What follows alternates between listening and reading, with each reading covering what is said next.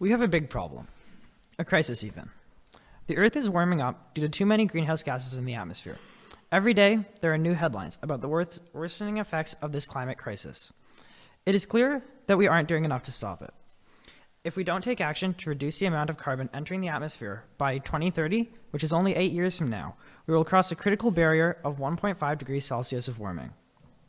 This means that in a short time, the worst effects of global warming will be felt. There will be more floods as sea levels start to rise, there will be more forest fires, more severe weather, and so much more. Even if we do manage to reduce our emissions, we might have caused irreparable damage to our precious world. The polar ice caps are melting, and with the planet warming, they won't be able to reform. Even locally, we have seen the heat dome last summer, which is a direct result of global warmings. All these negative headlines can make us feel like we're doomed. So that led me to investigating possible solutions. Hello, my name is Lukas, and welcome to my Masterworks presentation on carbon capture. In this presentation, I will look at whether carbon capture is or isn't a possible solution to climate change. To understand carbon capture, we first need to understand global warmings. Global warming is caused by one major thing: greenhouse gases, mainly carbon dioxide, in the atmosphere. A certain amount of CO2 in the atmosphere is normal. For millions of years, the amount of carbon dioxide in the atmosphere has been regulated by the carbon cycle. So let's use these pennies as an example. We have the atmosphere, the biosphere, and the geosphere. As, let's say, like a tree grows, it'll take carbon, which are these pennies, out of the atmosphere and put it into the biosphere. Then, when it dies, it takes these pennies back and puts it back to the atmosphere. Now, normally, pennies would never leave the geosphere because, it just never leaves. Because it never leaves. However, with humans we have overloaded the cycle by taking carbon from the geosphere and putting it into the atmosphere, increasing the amount in the atmosphere so that plants on their own cannot handle the amount of CO2 in the atmosphere.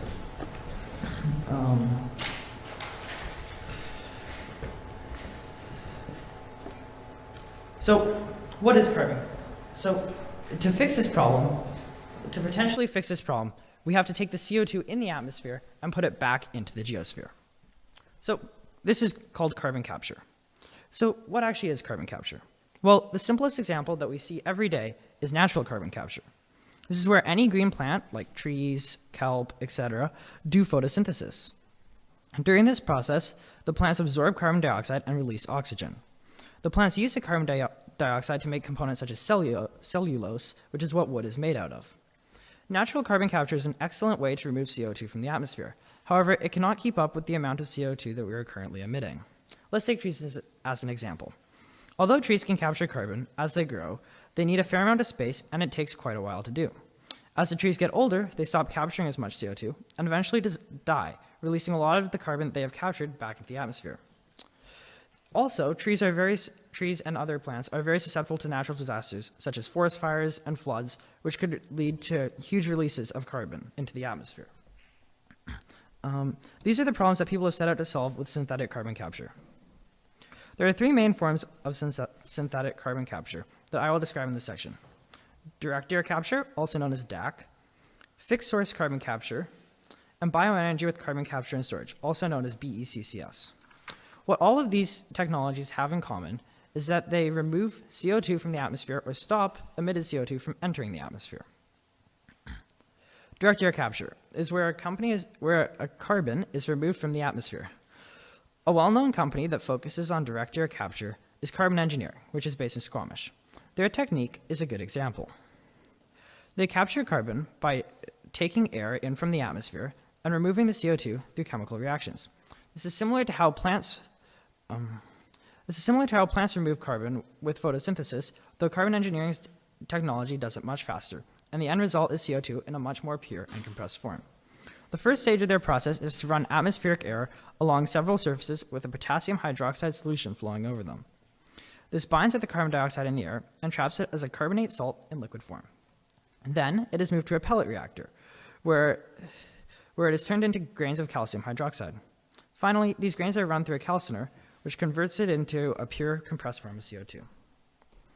Another direct air capture company is Climeworks, located in Iceland. They capture carbon dioxide by running atmospheric air through huge filters, which let the air through but hold on to the CO2. Once the filter is full, they heat it up and to release the CO2, which they sequester underground, through the carbon fix method, which I will describe later. Direct air capture has many benefits. However, it also has its downsides. Direct air capture works much faster than growing trees or plants, and it takes less space per ton of CO2 captured.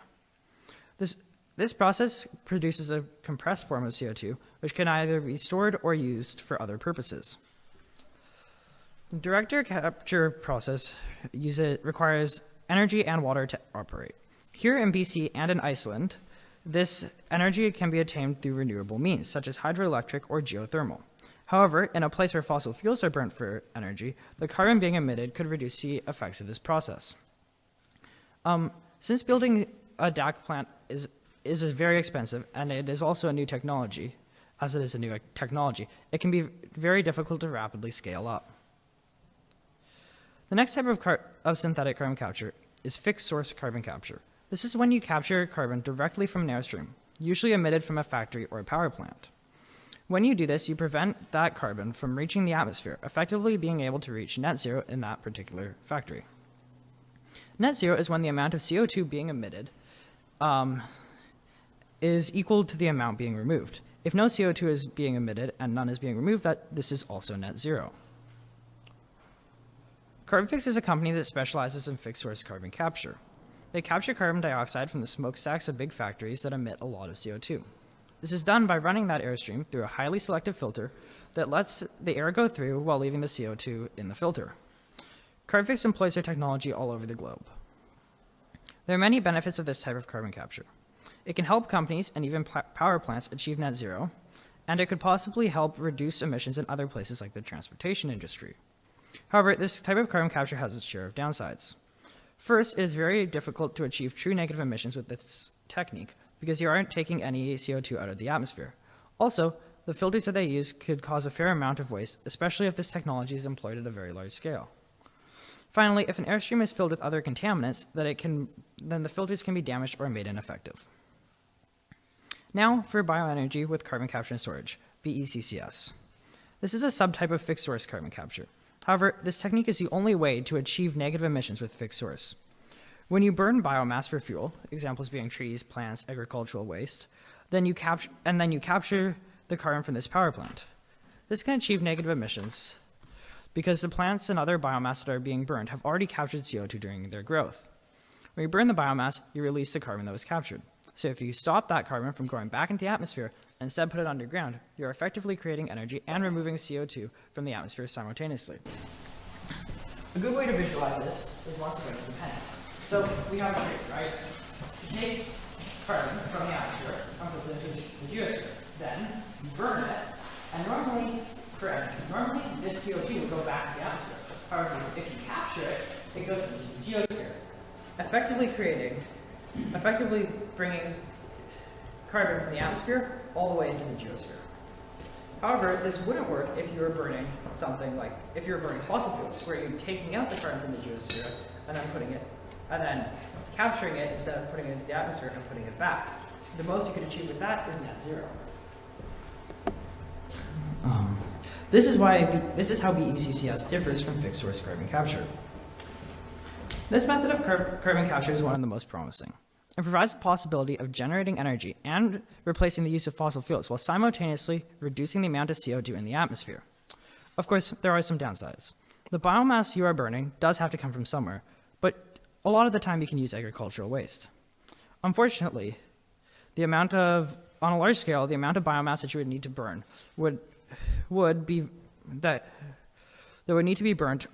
could not be produced very sustainably. What do we do with the captured carbon? Well, there are many different uses for CO2. However, the main thing that is done is something called sequestration. The entire point of removing CO2 from the atmosphere is to put it somewhere where it will stay and won't end up back there. This is what sequestration is. Carbon dioxide is stored deep underground where it will stay for millions of years. This permanently removes it from the atmosphere, keeping it in the geosphere where we took it from in the first place. A good example of this process is CarbonFix's method of sequestration. It involves dissolving the CO2 in water similar to how soda streams create sparkling water, but with a much higher concentration of CO2. When carbon dioxide is added to the water, it makes the resulting solution acidic. This causes it to react with subsurface rocks like basalt where the solution is injected. This reaction causes the release of cations. These are elements like calcium, magnesium, and iron that are ionized. When they are released into the CO2 solution, they slowly combine with them to form carbonates. It takes only about 2 years for 95% of the injected CO2 to solidify. These carbonates, when formed, fill up the pores within the basalt rock where they are trapped and held in that state for thousands of years. Carbon dioxide has many other uses than just putting it underground. For example, some companies sell their CO2 to greenhouses. This is an effective way to make money off of capturing carbon. Unfortunately, it is not a permanent solution since the carbon ends up being released into the atmosphere. Other companies have come up with creative uses for captured carbon. For example, a company named Interface has a way to turn CO2 into carpets. However, if you want to drink away your worries about global warming, this next one might be your solution. Vodka, made from captured carbon dioxide. A different use comes from carbon engineering in Squamish. They use the captured carbon and turn it into a fuel they call aerofuels. This fuel is carbon neutral and burns a lot cleaner than other fuels, as you can see in this image. This approach can be helpful provided that the process of making the fuel does not require too much energy and that energy is not derived from fossil fuels. Although this approach results in the release of the captured carbon, you are also preventing new carbon from being put into the atmosphere, as would be the case if you were burning fossil fuels. While this isn't as good as removing carbon from the atmosphere entirely, it does have the potential to reduce emissions caused by transportation. Now, when you think about all the different examples we've talked about, there are some challenges. To be effective, these measures would have to be deployed at a huge scale and expense. We have been releasing CO2 into the atmosphere for over 100 years, and we are currently releasing around 35 billion metric tons of CO2 annually. It would be difficult for any technological solution to keep up with the amount that we are emitting each year, let alone catch up on our historical emissions, which remain in the atmosphere.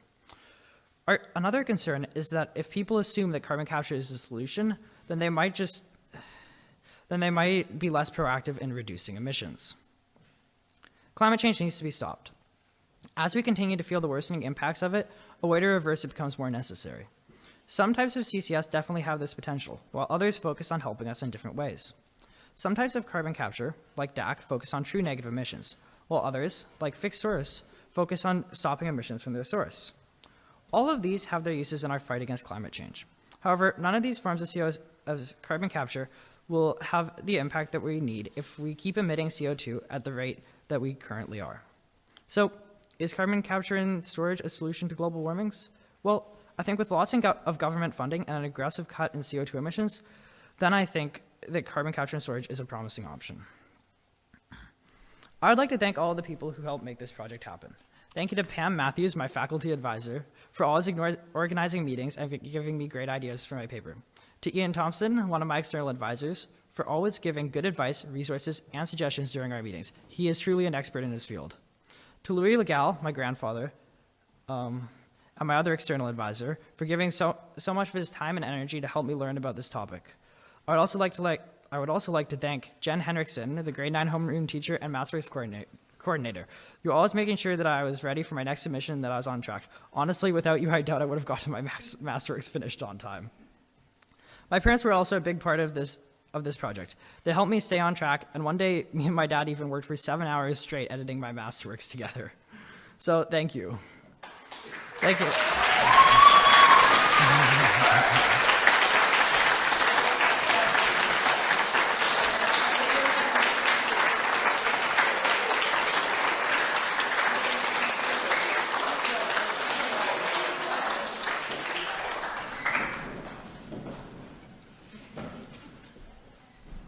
Did you want to thank Cole?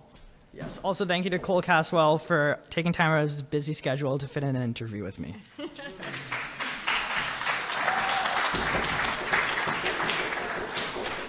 So we'll start our question period with questions from the advisors, and I'm sure that Louis has sent in some questions also, so I know that your grandfather's watching you online, so here you go. Lukas, I'll start with the question from your grandfather. I know he'd be very proud of you. I know he is very proud of you. And you guys worked really hard to gather lots of conversations, and I know he sent you articles that were long and challenging, and I know that it was probably a wonderful relationship for you to foster with your grandfather on that level of talking shop over the months. So I was really impressed with that. His question is, how important will direct capture of carbon or CO2 be as part of the solution to saving the planet? So what's its role? How, is it going to be a little one or is it an important one?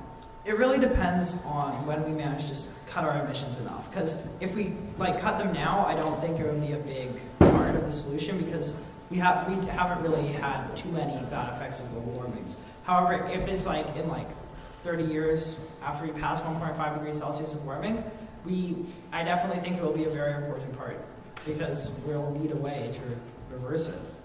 Mm-hmm. Do you want to go, Ian? Yeah, I've got a great curveball question. So that was a great presentation. You did a lot of work. I told you earlier that your paper had progressed really wonderfully from its initial design, and it's a huge topic. So here's the question. It's a policy question. The technology exists. There are probably 30 projects around the world that use it. Most of them take the carbon dioxide and stick it underground in old oil reservoirs to get more oil out of it, because it makes it more economical. There's controversy about that. Some projects just stick it underground and leave it there, and then these projects stick it down and get more oil, which could make oil more expensive. Make oil less expensive, and people will use more of it, which you get in that cycle of, does it make sense? So just your perspective on how governments should be supporting this. Should they have requirements? Is it okay to use it to get more oil, etc.? I mean, I think it shouldn't necessarily be limited or restricted, but I do think that some sort of carbon tax should be employed, and then that would discourage the use of it in this way. It definitely is better to put it underground, though. I don't really agree with the idea of using it to get more oil, because it's just worsening the problem. Yeah. Great. I have a couple of questions, and I changed them because you just in the last little while added some things that answered all my questions. So I really appreciate that. But so I've got three, because I always ask so many questions. What is the best thing you think we should do with that carbon? So you mentioned fuel, you mentioned drinks, you mentioned storage. What's the best one? I mean, the vodka's pretty good. No, I think the air to fuels is if that doesn't, of course, require a lot of energy, I think that's definitely a good one to help reduce our emissions. But I think the most important one is just putting it underground, because that's the only way that we can actually get negative emissions. Excellent. And so this sort of leads into that. Of the technologies that you did research, which one did you like the best in terms of their, how much we analyzed carbon engineering and how much water they used and energy. Which one do you think really is the best solution? I'd say, probably carbon engineering. Their method is definitely, they've put a lot of research into it. It doesn't require too many resources. Especially because they recycle all of their water that they use for it. The one downside is that in a place where you'd be burning fossil fuels for energy, it might not be as viable, because the emissions of fossil fuels would negate the effects. But yeah, I think it's still a very good option. Great. And my last one, just as you were talking about injecting CO2 into rock at the bottom of the ocean, I remember when we learned about that being sort of fascinated, but while you were saying it, it made me nervous, because the human experimentation that we do sometimes doesn't actually get the solution that we were looking for. Do you think that humans experimenting with the geosphere and injecting acidic materials into rock and trusting that it will turn into more rock is a good idea? Well, I know they've run fairly extensive tests on it, and there also have a lot of people have been using this, and there haven't been this particular method, and there haven't been any major side effects that have been noticed yet. I think I'm all right with it, but I definitely agree that without proper testing, it would not be something that you should do. Thank you. I have a question for you, Mr. Riddell. That fuel that's being produced, is that on the market? Could I buy I don't think it is on the market yet, simply because it's something they're just experimenting with right now, and they don't have enough direct air capture plants to even get the carbon that they need to produce it in a large enough scale to put it on the market yet. Okay, I want some. Okay, questions from the floor. Guys, there are 5 people in line, so just wait until those guys are done before you go running to the back. Mr. Legal, I don't actually have a question. I just have a comment, I suppose. I've been worrying, I guess, about our changing climate, and it's always seems to be on my mind. And I just think having minds like yours thinking about this makes me feel better about the future. So thank you, and fantastic presentation.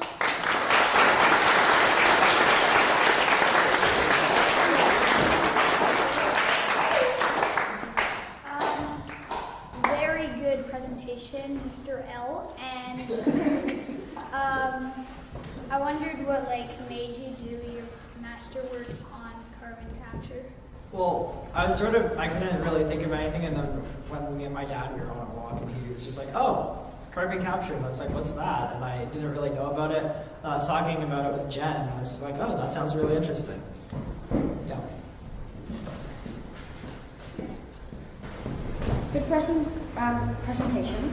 I was wondering how the greenhouse gases were created.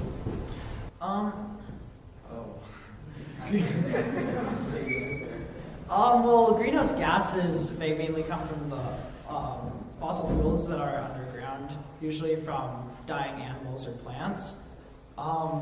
As they die, they go underground and then they turn into fossil fuels, but I haven't done a lot of research on the exact process of them changing into fossil fuels.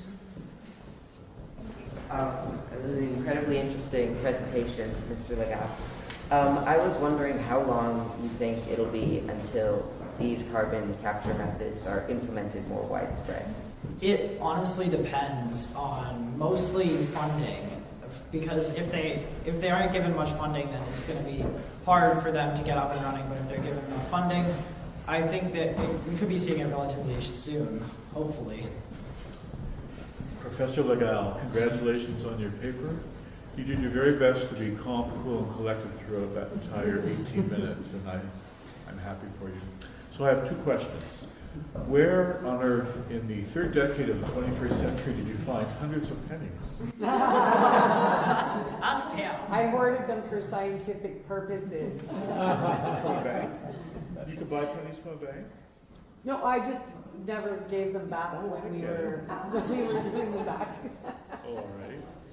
So, I want to ask your advice as a young person who may help to change the world for the better.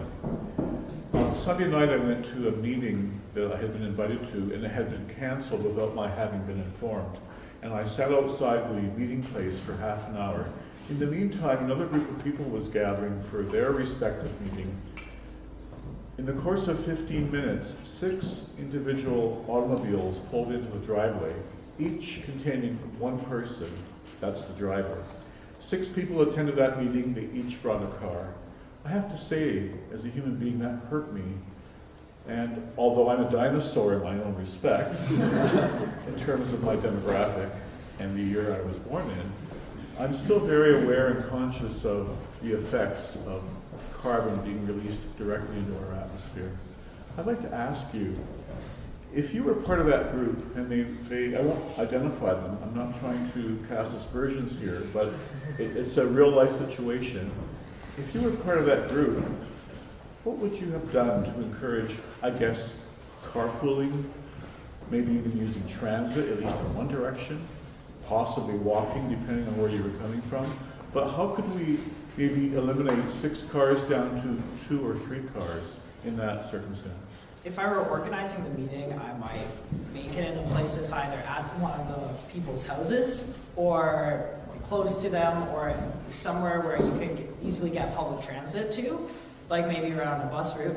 And if that wasn't possible, then I was just carpooling, like people who live near each other, like picking each other up and going, and then you might be able to cut it down to like 1 or 2 cars. If it was within 5 kilometers of where you live, might you have considered, for example, using your bicycle to drive a bicycle? Sure, I would, yeah, probably. Thank you. What do you think is the fastest way of cutting emissions? Oh, the fastest way of cutting emissions. Really, we just need to like, first off, electric cars are a pretty good option as long as you aren't in a place that is burning like fossil fuels for energy. I honestly think using things like trying to reduce our emissions for creating energy, like stop burning coal, stop burning other fossil fuels for energy, and try to invest in renewable options would probably be the best way right now to start reducing our emissions. Can I just add to that question?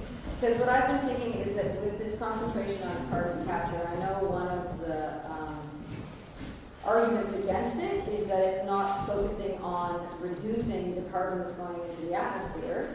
So do you think that that is an influencer in government funding not going to carbon capture? Because we're producing the same amount of fossil or carbon dioxide and greenhouse gases. So how do you justify that? Well, I'm not sure.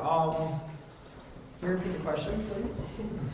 So by talking about taking the carbon out of the atmosphere that we are putting into the atmosphere, we're not focusing on putting less carbon into the atmosphere. And that's one of the arguments against carbon capture. Yes, that I've heard. So that absolutely is.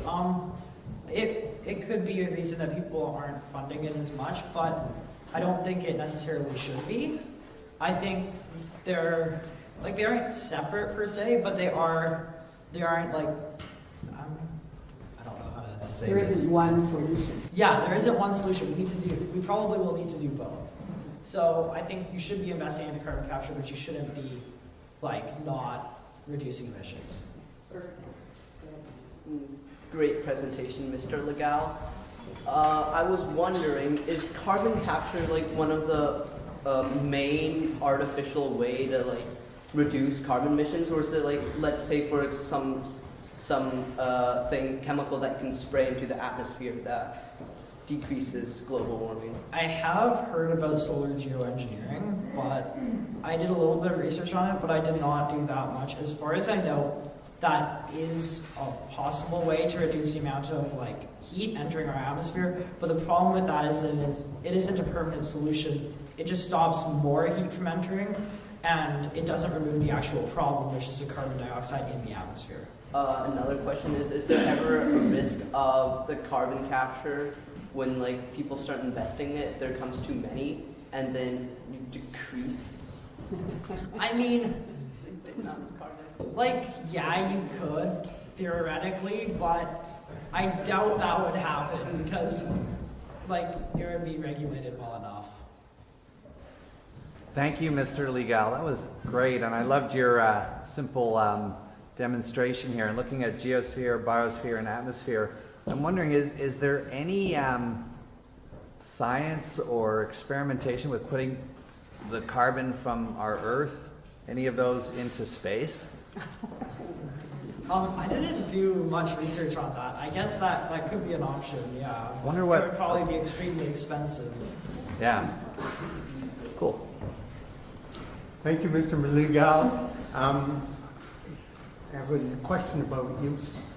You talked about carbon dioxide as one of the gases in the atmosphere, and but everything that you talked about was carbon dioxide.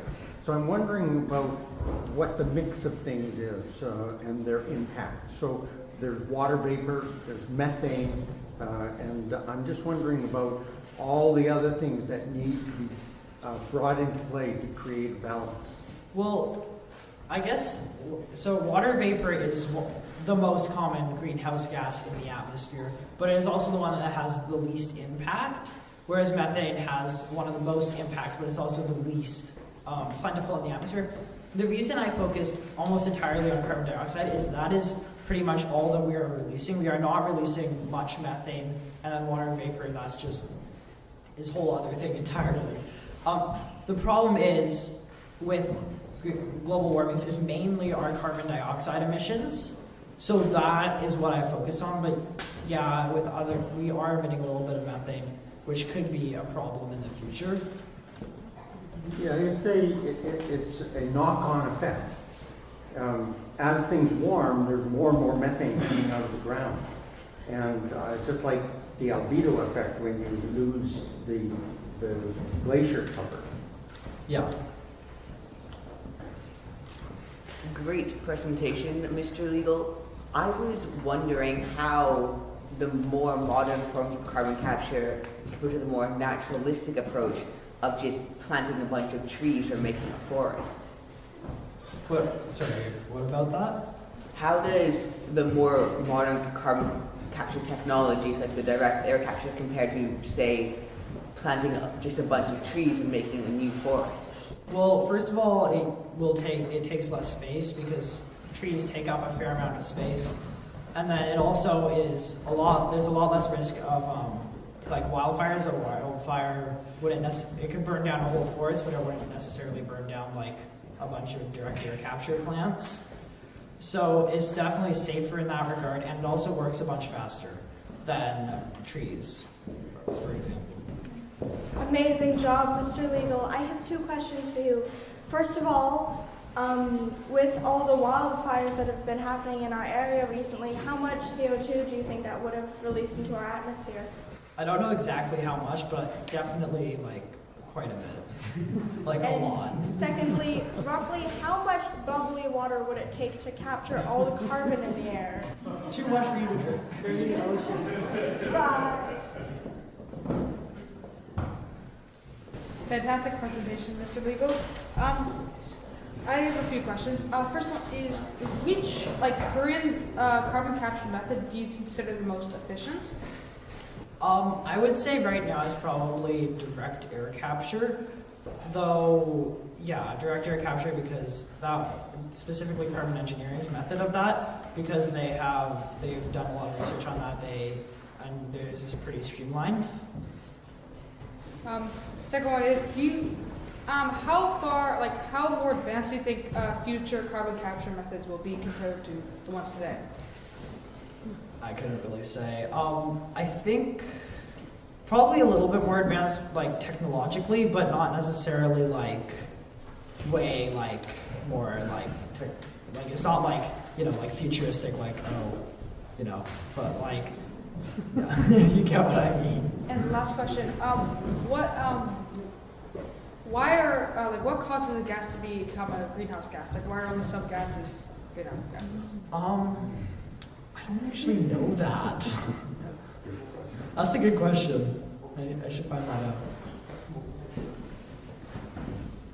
Well done, Mr. Miguel. And yes, I am standing. I was curious to know the average cost of a carbon capture plant. And part 2 of that is government grants the only source of funding, or is there another allocation for that? Well, so for, what's it called? For funding, I would say there is, government grants is probably the best, but private investors and things like that would definitely help. Another thing that they could do is implement a carbon tax, at like a higher carbon tax to discourage the use of fossil fuels, burning fossil fuels, and then put that energy into carbon capture and storage, so that to basically do like both things, remove it and reduce emissions. To dovetail into that, I know that Vancouver area has one of the highest gas taxes in the region. Is part of that gas tax currently being used for carbon capture? I do not know, but I don't think so. Thank you.